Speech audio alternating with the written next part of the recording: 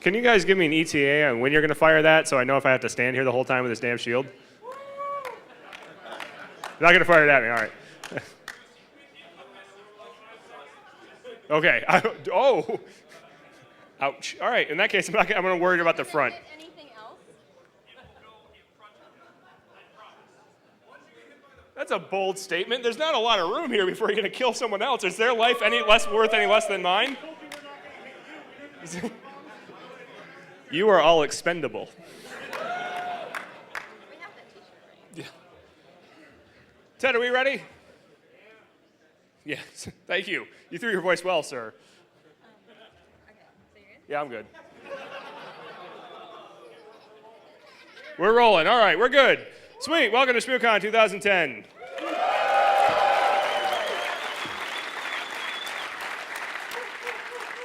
You know, it really bums me out because obviously nobody showed up with the snow and everything. So it's good that at least 2 or 3 of you made it.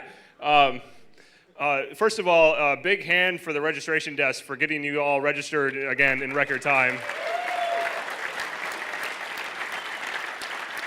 It is remarkable to me every year how well that whole process goes. So I'm gonna try to keep my laptop lid down to prevent damage because I think I'm gonna get shot at here in a minute. This was, I think, the best Twitter quote of the day yesterday. Snow is the new APT. Anyway. And the snow, my God. So a few somewhat serious thoughts about the snow, having lived in places where it gets snowy and coldy all the time. You know, seriously, think ahead a little bit and look out for your friends. I know people are going to be out partying, out having a good time this weekend. Travel safely if you got to go home and you got to come back. If you're walking around and you got really lit people, you know, keep track of them because it's shockingly easy to have people fall in a snowbank and you wonder where they are the next day. And then there's a frozen body. Bodies should only be frozen on purpose, not on accident. So anyway, and honestly, you know, be prepared, have some food on you and that kind of thing, because I'm not really sure what's going to be open around here tomorrow.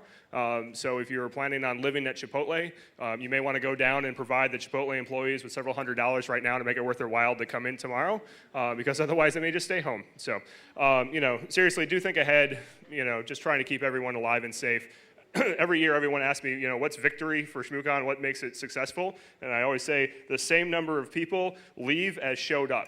Like, I will accept more people leaving than showing up. You know, birthing and things like that can happen. That's cool. But less people is absolutely unacceptable. So I like everyone to be alive. Speaking of numbers, so we're expecting 1,550-ish again this year, about the same size as last year. And we'll probably get a few less because of the snow, but this is a fantastic crowd for the first day, so I really want to thank everybody for coming here. How many people are staying at the hotel?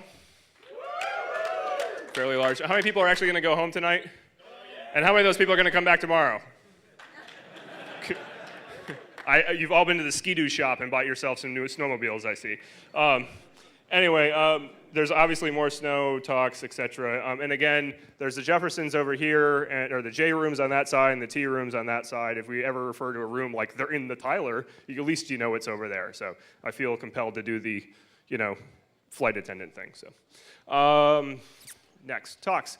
We're keeping the same format as next year. This should not be, or as last year. This shouldn't be a surprise to people. The one thing that is different that's worth calling out, last year on Sunday you had to go downstairs to get to the Bring It On track. We're not doing that this year. We have the Wilsons up here for the whole time. So I encourage you, leave this area, go find the Wilsons. It's not very far away. Go that way. The Wilsons are that way. They kind of go around, yeah. Do a circle, spin around 3 times, sniff your tail. Anyway, go to the Wilson rooms. It's literally just like walk toward the bathroom and keep on trucking, and you'll find it. The network. So who's been on the network yet? Handful of people, cool. Hopefully more of you will use it securely by the end of the conference. There are 3 networks available. So the thing that we do each year, and we'll go into this in a lot more detail during On the Con, the talk that we give on Sunday, but the one thing that we do each year is we get attendees to come in early, work with experts in the field, and build the con network. You could have a conference network that boils down to a couple of Linksys access points taped in the wall, plugged into the hotel connection, and go, we're done, right? That's not what we do. We try to build an enterprise-grade network in 36 hours with people that don't have the experience in building it and a few people that do. And so vendors are nice enough, they ship in their gear. They get sales engineers here. We get people from the community that are good at this stuff, and they sit down and they build a network that contains, you got authentication servers, login servers, we're doing IDS, there's all kinds of crazy stuff going on. So I encourage you, try out the networks. There's this Double Down network, which has lots of servers on it and Easter eggs and other things that you can play around with. Go to the labs. It's over here in this hallway at the very end. We got, there's a display up showing you things about the network. You can talk to people. The idea is that as much as they learned from being here for the previous 36 hours, we want you to learn from what they did. So stop by, check it out, and feel free to ask questions. And if you want to use the WPA network, you can go to labs.shmoocon.net and get yourself a cert, get on there, and use that network securely. Shmooballs. Shit. So, Shmooballs are back. For those... It's tracking me, guys.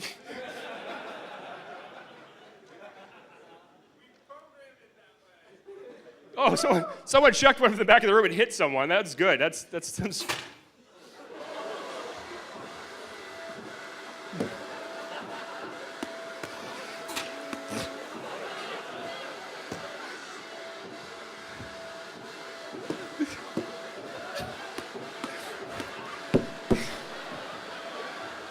Look at the leopard skin tail on that thing. Oh my God. Holy shit.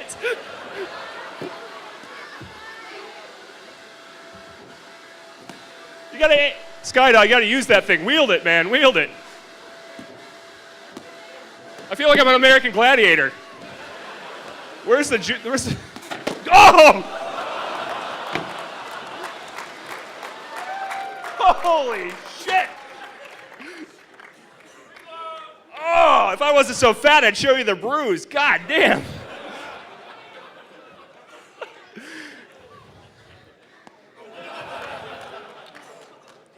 Well, that was fun. Yeah, you did my arm. You got my side. That was good. All right, so real quick, the Shmooballs, which have a purpose that isn't that. When we originally started talking about Shmoocon, the idea was we were sick of going to conferences where people just accepted. If it's going to make more noises, can you tell me? A little, yes. My cardiologist will thank you if you do. So here's the deal. We go to conferences, people say stupid stuff on stage, and there's 1,000 people in the audience who write down said stupid stuff, take it back to where they work, and tell other people the stupid stuff, and that becomes the security industry, right? I mean, we're not formally trained for the large part in the line of work that we do, and we learn from situations like this. We learn shaman style, right? This may be the world's greatest shaman learning environment in the world is the security industry. But the problem is there's no way to call bullshit, right? When someone's on stage saying something stupid, it takes a lot of balls to stand up and go, I disagree, right? Because you're going to look like a dick, even if you're right, right? So rather than make people do that, we decided, hey, let's give them something they can throw at the speaker, and let's give them something that, you can throw this from the side and just like, wasn't me, it's that guy, he's the dick. And you don't even have to say anything, but it's a mechanism to try to keep the speakers accountable for the crap that's coming out of their mouth. So not that all the speakers, at conferences are full of crap, but there are a few where you sit there and you're like, really? Like, we're not taking this guy out back and beating him for saying this stuff? And so what we wanted to do, we armed everyone with Shmooballs, and it's kind of evolved into, well, that thing. Is that what you drove here in? Because it's going to be cold on the way home. Anyway, so please don't forget that with all the frivolity of the Shmooball launchers, that there is, some seriousness about the Shmooballs themselves. Beyond that, what I'm going to encourage this year, please read the sign. First of all, we got Larry again using the same marked up.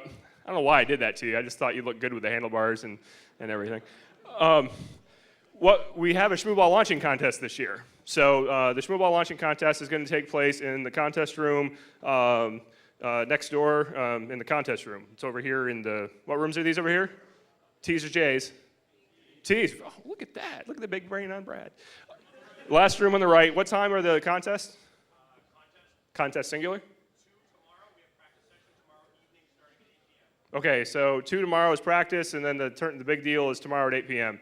And there is a contest for the best Shmoocon launcher built on site. So I assure you, you're probably not going anywhere after about 10 o'clock tonight, so you'll have plenty of time to try to figure out non-illegal ways to build things with hotel stuff.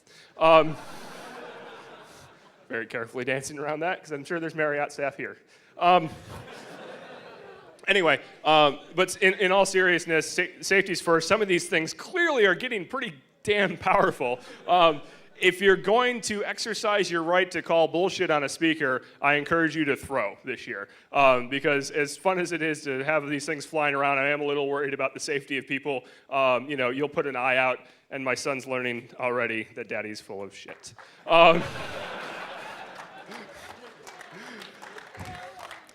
All right, Hacker Halo's back again. I got Chris Compton's high school yearbook photo here. Are the Hacker Halo, anybody hear from them? Raise your hand somewhere in the back. Yeah, there's Chris Compton. He doesn't have his Master Chief helmet on. He's taking a break today. But Hacker Halo, for those that don't know, you can play Halo, you can hack stuff, you can win good prizes. Practice is tonight? Yep. Okay, 8 o'clock tonight, there'll be practice in this part of this room. What we're going to do tonight, actually, is the hotel staff at some point is going to close that air wall and start building that room out to be the other half of, or one of the tracks for tomorrow. But Hacker Halo will be practicing in here, and then the real event is tomorrow night. So please stop by, sign up. They've got a sign-up booth out front right now. You can sign up to play. And they'll have a sign-up available at practice tonight, too, I assume. Yep. Alrighty. Back again this year is the Hacker Arcade and the TF2 tourney next to Lockpick Village. Again, there's 2 parts of the TF2 tournament this year for those that are interested in playing. The first part is just a standard tournament. The second part is a cheater tournament. We've written some cheats. You can bring your own cheats. You can see who can cheat the best. We've got aimbots and ESP set up right now. If you've got other things you want to bring, you're more than welcome to. And we're basically going to have a knockdown, drag-out, bloody battle. So there's 2 different tournaments, both of them occurring on Saturday. If you want to sign up, you can sign up out front again or in the TF2 room later on tonight. One of the things we try to do with this is turn this into an educational process, because writing cheats for video games is a lot like writing malware. It's just the payload's different, but you're doing the same types of things. You're hooking DLLs, you're hiding processes, you're doing all the stuff that you would normally do when you write malware. It's just, in this case, we're not compromising systems, we're shooting people in the head. It's much more friendly. Yeah, we also tried to turn it into a spectator sport. Ghost in the Shell Cove, there's a CTF contest this year going on. One of the GITS guys is over in the corner. It's set up already. Are you guys ready for signups? Real soon now. We all know what that means. So they'll have a sign up in the contest room. It's a CTF contest. They put a lot of work into it. I encourage you, stop by, check it out, sign up, get a team together. Again, what else are you doing this weekend? Go sit around, have a good time. Other contests that are going on, really quick. Shmooconography is back again for like the 3rd or 4th year. Guys put an amazing amount of work into this thing. They kind of showed me the contest, and it's awesome. Like, it's really cool. I encourage you to play Shmooconography if you get a chance. Various vendors, visit our vendors. They have contests going on. There's the barcode contest again this year. How many people brought in special barcodes for the barcode contest? Goodly number of people. I think they're all drunk already in the other room already. So there's a hidden contest. Ooh. I had to make it sound exciting. What? The not so hidden contest. Winners of everything will be announced at the end of the con in our closing session. So once again, Lockpick Village. For some of you, this is a broken record. You can tune out, pop in the Walkman. I don't really care. The Walkman. Fail, yeah, that's total fail. That was, wow. I'm a Sony fanboy, apparently. Down with Apple. So LP Village is back. They're over here in the T's or J's. T's, thank you. Tea rooms in the first tea room. Great time. Get yourself out of handcuffs, learn how to open locks. If you've never done it, it's incredibly addicting. It's a good party sport. When we have parties at our house that are going very badly, we'll take out lockpicks and locks, and people forget that they're hanging out with us, and they just have a good time. So, it's very useful. T-shirt charities. Oh, shiza. Bob, is there an audio connection up here for me? To my left. That's okay. It's stuck in the edge of the table. I think it's a dirty lie. Oh, there it is. This is a multimedia presentation, as it turns out. Ooh, that was supposed to be impressive. T-shirt charities are back again. So every year what happens is we print T-shirts. You get them basically for a donation to one of these 3 charities. So at 5 o'clock we'll start T-shirt sales. You basically will get a token when you give us the $10, and you put the token in the bin of the charity that you want to donate to, and at the end of the conference the charity gets your money from those T-shirts. So we're basically giving the T-shirts to charity, and you guys get to wear them. So $20 HackerCon T-shirt, or $10 HackerCon T-shirts. It's a pretty good deal, we think. And in that same vein, here's a special message. That should start. Nope, I'm an idiot. Fail. Must have been on my Walkman. Hello, Shmoocon from Uganda in East Africa. This is Johnny Long with Hackers for Charity. Hey, I'm really disappointed that I'm going to miss Shmoocon for the first time ever, but that's amazing news. The reason for that is I'm busy spending your money. The funds that you guys have raised over the past few years has done some pretty amazing stuff. We've built 1 classroom in Wachitaka. We've built a community training center that we're getting ready to open in just a few weeks. And on the horizon, we've got an awesome internet cafe, one of the best internet cafes in East Africa, to start raising more money. And all of this is really powerful stuff designed to empower the people of Uganda, East Africa with computer skills. I want to encourage you guys to buy those T-shirts and make those donations because, man, that stuff goes a really long way. You guys have done some amazing work, and I'm really grateful. So thanks for everything that you've done, and I hope to see you at next year's Shmoocon. See ya. There we go.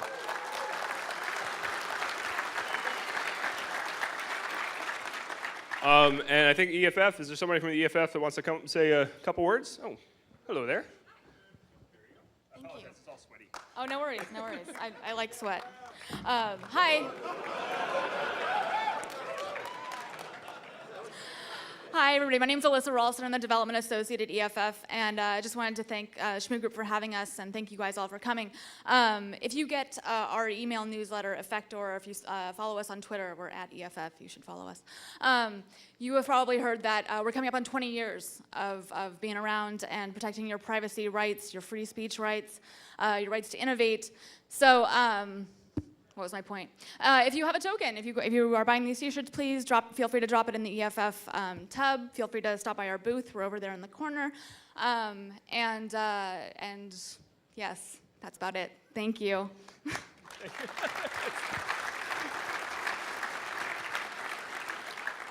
All right. Next up, parties. Oh, what? Oh, I'm sorry. The third charity. I almost forgot the third. I think someone was probably texting me and reminded. Someone just texted me ASL. And all I got was a phone number. Jeez. Anyway, our other charity is the American Red Cross. Given everything that's gone on in Haiti and the strains in the Red Cross system, we felt it important to be able to have them here as a charity as well. So, they're doing important work down in Haiti and elsewhere throughout the U.S. So, we encourage you, pick the charity that you want to donate to, buy a T-shirt. Even if you don't like the T-shirt, give it to the people you don't like or whatever. Line it with in a cage or something. But no, seriously, also we don't want to take them home. So please buy them.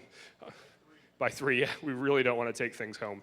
I'll sell you, never mind. Parties. So Friday night last year there was a party. There are a couple parties that were going on that I think were officially endorsed. This year there's really nothing along that line. Saturday night there'll be a party at Club Heaven and Hell in Adams Morgan, which we have been assured will be open. Seriously, like they are ready.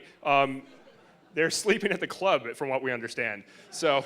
Which for some sounds like a utopia, right? I'm just gonna have a slow drip of bourbon all night while I lay here. My 7-year-old just chatted, get drunk. I'm a bad, bad daddy. Anyway, starts at 8 o'clock, it's gonna run till midnight, open bar. I don't know that even after midnight, once they open it up to the public, a lot of other people will show up. So, you'll probably have the run of the place all night long. It's about 6 or 7 blocks away. You go down, cross the bridge into Adams Morgan, hang a right on 18th, I think, and just go down like a block, and it's there on the left-hand side. So I would say normally it's walkable. If you have snowshoes, it might be more walkable for you tomorrow night. Wristbands are available at the registration desk, 1 per customer, yeah, that's about it on that. Feedback. Please, please, please. Please provide feedback. Again, we have the feedback system. It's a new improved version of the one that we had last year. It's available at feedback.shmoocon.org.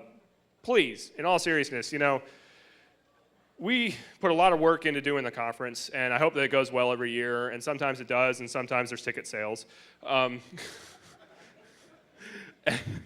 And there's always rough edges, and the thing is, the one thing about the volunteers that are involved in Shmoocon is they work their butts off, and even when things go bad, we take it personally and we try to make it better. I know the speakers take it personally when they're up here on stage. They want to give the best talk that they can, especially when I'm up here saying speakers are full of shit.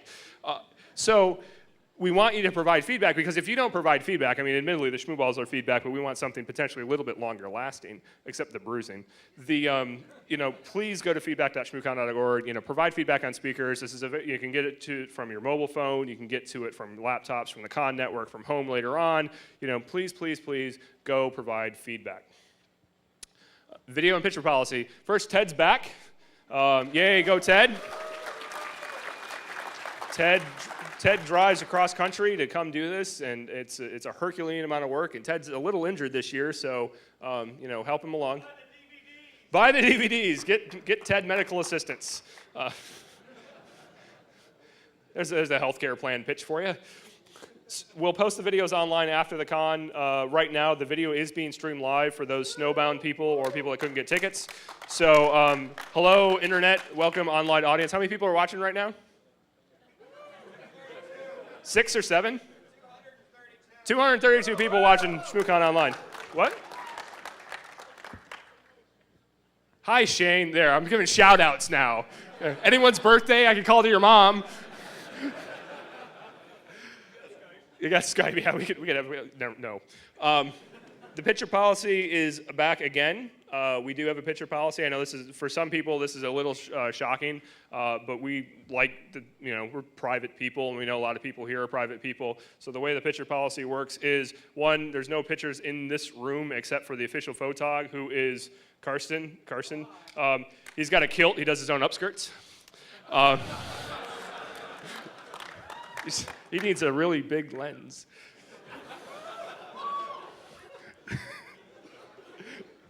I'm gonna pay for that later. What? Oh yeah. Anyway, wow, I'm killing myself here. Other than that, no photos allowed in here. If you can take photos in the hallway and things like that, but if you do, everyone in frame has to give the permission to the person taking the photo. Okay? If people are in the background or whatever, we don't give a shit. You still get their permission. It's not our intent to be jerks about it, but there are people here that want to be private for whatever reason, and we intend to respect that. When you're out in the hotel and out in DC, obviously you take pictures of whatever the heck you want, but when you're here, please be mindful of photography policy. You have to adhere to that, and the press has to adhere to that. There's press here. They identify themselves with the press badge that looks like that, and they'll be roaming around, and they are they have to deal with the same policy. So if you see people snapping a lot of photos and you're uncomfortable with it, let one of the staff people know. All our staff wear these fancy orange shirts, which I forgot to put mine on today. Nice.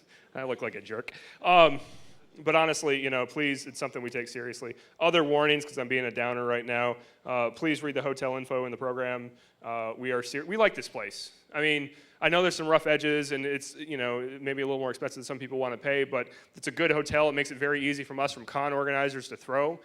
Throwing a con for this number of people isn't trivial, as it turns out. It impedes my ability to use my basement and garage for months. And a lot of volunteers put a lot of time and effort into it. And when we can make our lives a little easier by going to a hotel that's very good to us and very accommodating and helps us out, we like to keep that relationship strong. So as much fun as the DEF CON stories of concrete in the toilets are and things like that, let's keep them DEF CON stories, not Shmoocon stories. Sorry, Jeff. Wear your badges at all time. Done. Real quick, one change in the program so far. One speaker couldn't make it. Peter Guerra is not going to be speaking at 5. Instead, Mike Kershaw, aka Dragorn, will be talking about Wi-Fi security or descending into depression and drink. So that's the 5 o'clock talk now instead of Peter. As far as we know, that's the only change so far. Any other speakers couldn't make it? Like I'm going to get an answer. That was a test. That Bruce guy is continuing to talk. He needs to shut the hell up. Key staff, real quick. Heidi up front. Yay, Heidi. Woo! She's not standing up. If you have questions for her, find someone else first. Louise is the lead labs and NOC guy. Louise is over there. If you have labs questions, network questions, you can talk to him. Bob is the AV guy, so especially speakers, if you got concerns about your whatever or your presentation, you can go talk to Bob. Tamsin's the lead registration wrangler, who I presume is still at registration. Woo! GM1 and freshman security leads. They're right there, and well, GM was, freshman's roaming around, and I'm just the free agent. If you have problems and you can't find a staff member or whatever, you can always come talk to me. Honest to God, I don't have any responsibility this weekend. I just get to do this and basically kick back and then fix problems that other people need help with. So if you got something weird going on or whatever, you can always find me. I'm happy to help, because otherwise I'm just gonna be at the bar. So really quick, you guys put me on stage, and I can't just talk about logistics. I got to give a little rant. So I got my soapbox here, and I'm glad we got the Shmoo firing out of the way. So first of all, the last year was, oh, jeez. And I'll keep this brief, but I felt this kind of stuff needed to be said. It's been a strange year. Like, a lot of things have gone down in the last year that are kind of security related that I think, kind of tell the story of what 2009 was like and where we're headed. We had the swine flu. Everyone went crazy. How many people had the swine flu? And you're all here. You're still bipedal. You got all your fingers. Liver's still intact. You can drink. It's all pretty good, right? It was a pandemic of non-pandemic proportions, It was something that, people got sick and it was bad and it spread really quick, and it could have been a bad thing, don't get me wrong. But what it led us to is things like Janet Napolitano teaching us how to sneeze. She gets up in front of the universe and everyone is like, sneeze into your arm. And we think, well, that's pretty stupid because, we don't need to teach common sense. Everyone knows common sense. We all know we should sneeze into our arm and cover our mouths and wash our hands and that kind of thing, right? Well, maybe not, but arguably we should know these things, we should do these things. But she got mocked mercilessly for teaching people how to sneeze, And maybe it was a little funny, but honestly, common sense is important. Well, we all practice common sense, right, in our day-to-day jobs. First of all, APT, I said it. Like, yay, it's on everyone's mind. It's in everybody's Twitters and blog posts, and every company is jumping on the APT bandwagon. I saw somebody on Twitter the other day that said, in 2 years, the term APT will be totally overused and won't mean anything. I'm like, I think you mean today.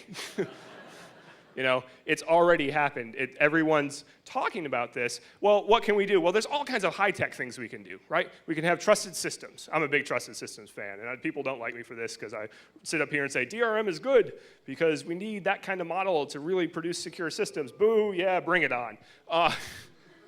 We need better detection capabilities, better network analysis capabilities. We need to think risk-based or threat-based or this-based or whatever. There's all kinds of ways of thinking about the problem. But in reality, the attackers use the basic parts of our network against us, the stuff that we do shitty today that we know, common sense, we shouldn't be doing, but we do it anyway, right? We have password policies. Every goddamn organization on the planet has a password policy. Does every box in every organization adhere to those password policies? Oh no, the Windows boxes, and the ones that aren't in development, and these ones over here, well, like 40% of the boxes have the password policy, but we have the policy so we can check the compliance box. Yay, compliance. So, people here, I'm sure there's plenty of people here who do pen tests in this room, right? Do you go after the mainline systems that are patched and have, everyone using 20-character passphrases with like facial scanning and all kinds of crap? No, you go after the lab box. It's running like, Red Hat Beta 2 or some nonsense. Oh, and all the passwords are Bill. And you log into it, and then you rate the entire enterprise from that one Linux box. And then you say, where is the box? And it was like, I don't even know. It's gone. We have auditing everywhere, right? We have every audit log we want all aggregated to one place. Yeah, we know auditing's good, right? Auditing, good. Common sense, we should have audits turned on. A lot of places have audits turned on and they don't go anywhere. You know how hard it is to investigate an incident when you have to log into every desktop and look at every individual security event log? The only audit failure is not successes, so they can see all the attempts, but once they break in, there's no chance Well, and then there's that, and people just audit failures and successes aren't audited. That's a fantastic point. But we don't audit the way we're supposed to. We know we should, right? We know we should have password policies applied to every box in our network. We don't do it. We should have networks that are designed to allow us to enforce some sort of policy of who can go where. You know, we still have big crunchy centers. We still have border networks and big flat networks inside where people can run around and accountants can get to development machines and developers can get to the vice president's workstation. You know, everyone has full layer 3 connectivity to everyone else behind the firewall. You know, and then when you say, you know what, I'm really scared about this threat. I think we should start to turn some knobs and prevent people from going to places they can't. Well, you know what we have in the center of our network? We have a switch, and it doesn't do that. So, sorry, tough shit. Have you ever tried to segregate on a port-based level who goes into what VLAN so then you can run it into a layer 3 device and do some kind of traffic control and shaping and, you know, who goes where? It's hard, right? What do you do it by hand and do manual MAC lists? That doesn't scale past 3 people. You know, do you do like a NAC 802.1x? Only if all the gear in every wiring closet supports it and all the clients support it. You know, go open up a wiring closet in, you know, random enterprise in the Northern Virginia area. You'll find a switch that's 15 years old, right? People won't even be recognizable as a switch. It's probably got a 66 block on it and someone's doing gig Ethernet over it. You know, holy crap. Well, that box, I bet, won't be upgradable to 802.1x. Right? So we don't even have the core capability to do the basics of segregating our network in a meaningful way to prevent people from doing things they're not supposed to. This is sneezing into your arm, into your sleeve, right? I mean, this is what we're trying to do every day, and instead we end up sneezing into our crotch, okay?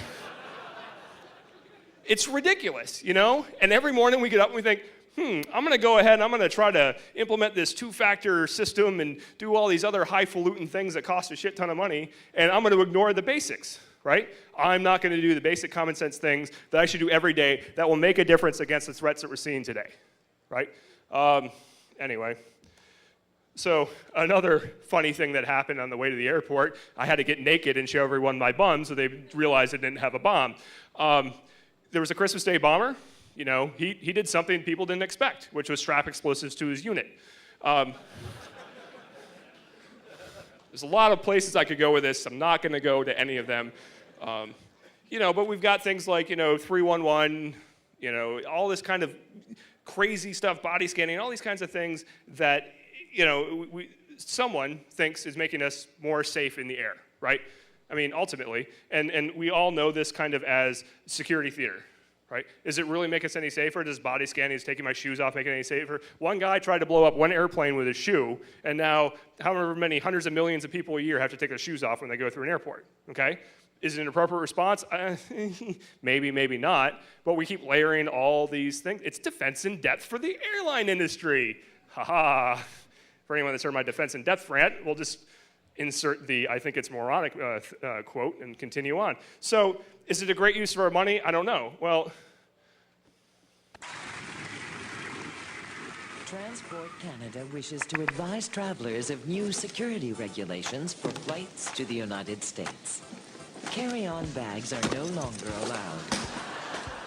You may be asked to submit to a full body scan.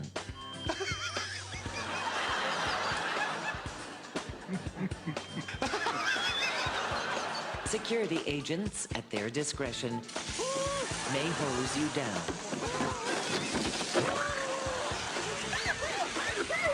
You may be asked to complete 4 sides of a Rubik's Cube. 5 if you're flying to Nigeria. Failure to comply could lead to a full strip search.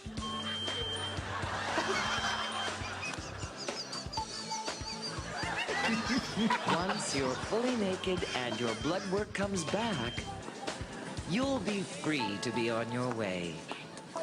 Please arrive 3 days prior to your flight. Transport Canada, a division of the U.S. Department of Homeland Security. Safety first.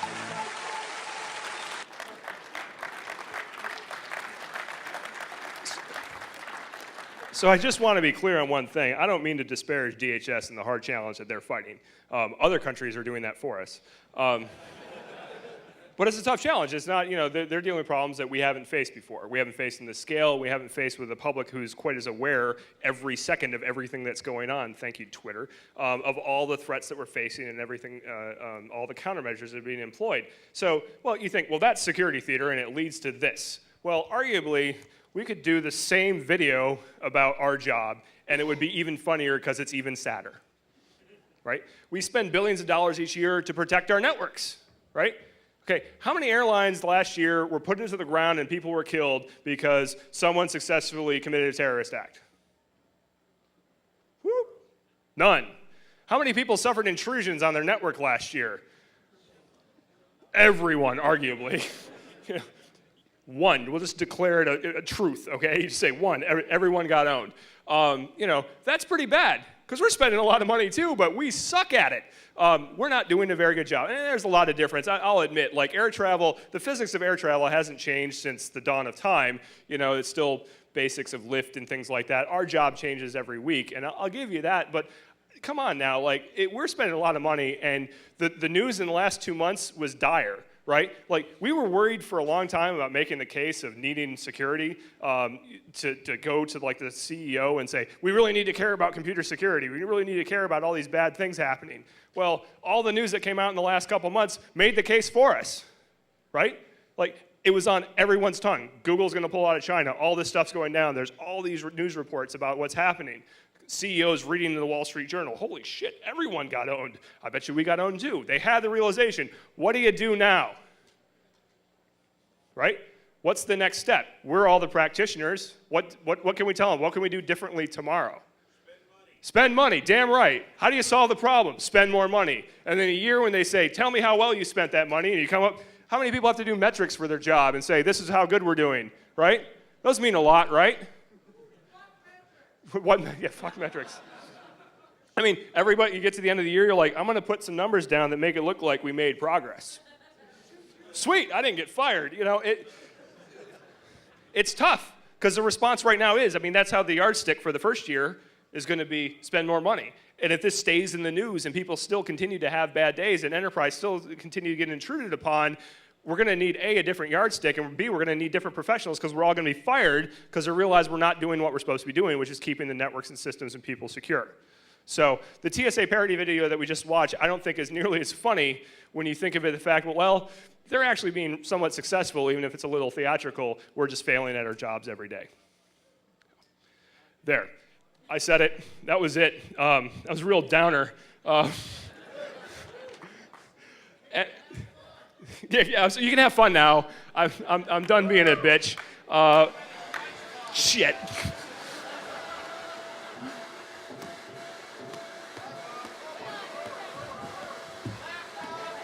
Oh, come on.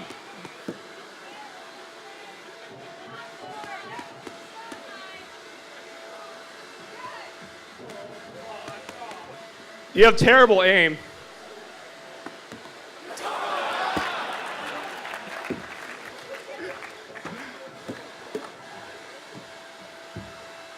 All right, anyway, on this note, we're going to take a 10-minute breather. We're going to get the first guy, I think Dan Crowley, up. Oh, my God, no, please don't. We'll get the first speaker up here, and we'll get Shmoocon kicked off officially. Thanks very much for making the snow again. Have a good one, folks.